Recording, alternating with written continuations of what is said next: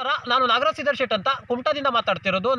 ನಮ್ಮ ಕುಮಟಾ ಒಂದು ಸಾರ್ವಜನಿಕ ಒಂದು ಬಸ್ ಸ್ಟ್ಯಾಂಡ್ ಏನಿದೆ ಅದ್ರ ಬಗ್ಗೆ ಒಂದು ಸಂಕ್ಷಿಪ್ತವಾದ ವಿವರಣೆಯನ್ನು ಮಾಡ್ತೀನಿ. ಯಾಕಂದರೆ ಕುಮಟಾದಲ್ಲಿ ಏನು ಮಳೆಗಾಲದ ಸಮಯದಲ್ಲಿ ಸೋರುತ್ತಿರುವುದು ಮನೆಯ ಮಾಳಿಗೆ ಅಂದಂಗೆ ಅದ್ರಲ್ಲಿ ಪೂರಾ ಬಸ್ ಸ್ಟ್ಯಾಂಡೇ ಸೋರ್ತದೆ. ಆದರೆ ಹಳೆ ಬಸ್ ಸ್ಟ್ಯಾಂಡ್ ಹೋಲಿಸಿದರೆ ಹಳೆ ಬಸ್ ಸ್ಟ್ಯಾಂಡ್ ಎಷ್ಟೋ ಮಟ್ಟದಲ್ಲಿ ಬೆಟರ್ ಇದೆ. ಈ ಹೊಸ ಬಸ್ ಸ್ಟ್ಯಾಂಡ್ ಏನಿದೆ ಅದು ಜೀರ್ಣೋದ್ಧಾರ ಕಾರ್ಯವನ್ನು ಮಾಡಬೇಕು.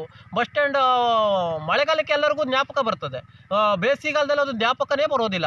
ಯಾಕಂದರೆ ಅವರು ಮತ್ತೇನಂದ್ರೆ ಯಾರ್ದೋ ತಲೆ ಮೇಲೆ ಬಿದ್ದು ಪ್ರಾಣಹಾನಿ ಸಂಭವಿಸಿದ ನಂತರನೇ ಸರ್ಕಾರ ಮಾಡ್ತದೇನೋ ನಮ್ಗೆ ಗೊತ್ತಿಲ್ಲ. ಯಾಕಂದರೆ ಅವ್ರು ಬಿಟ್ಟಿ ಭಾಗ್ಯ ಎಲ್ಲ ಕೊಟ್ಟು ಎಲ್ಲ ತೊಳಪಟ್ಟಣದಲ್ಲಿದ್ದಾರೆ ಕಾಣ್ತದೆ. ನಾವು ಮೇಲ್ನೋಟಕ್ಕೆ ಅಭಿವೃದ್ಧಿ ಕಾರ್ಯಗಳು ಯಾವುದೇ ರೀತಿ ಆಗ್ತಾ ಇಲ್ಲ. ಕುಮಟಾದಲ್ಲ ಅಂತಲ್ಲ, ಎಲ್ಲ ಕಡೆ ರಾಜ್ಯದಲ್ಲೂ ಇದೇ ಥರ ಆಗಿಬಿಟ್ಟಿದೆ. ಅದಕ್ಕಾಗಿ ಆದಷ್ಟು ಬೇಗ ಜೀರ್ಣೋದ್ಧಾರ ಕಾರ್ಯ ಮಾಡಬೇಕು. ಯಾಕಂದರೆ ಮಳೆಗಾಲದಲ್ಲಿ ಜನರ ಪರಿಸ್ಥಿತಿ ನಿಲ್ಲೋಕ್ಕಾಗೋದಿಲ್ಲ, ಅಲ್ಲಿ ಚಿಂತಾಜನಕ.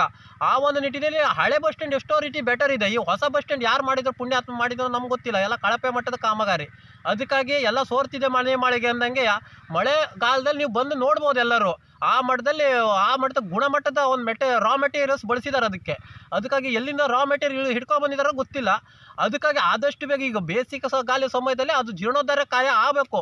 ಯಾಕಂದರೆ ಮಳೆಗಾಲದಲ್ಲಿ ಯಾರ್ದಾರು ತಲೆ ಮೇಲೆ ಬಿತ್ತು ಅಂದ್ಬಿಟ್ರೆ ಅದಕ್ಕೆ ನೇರ ಹೊಣೆ ಸರ್ಕಾರ ಹಾಗೂ ಅಧಿಕಾರಿಗಳೇ ಹೊರಬೇಕಾಗ್ತದೆ.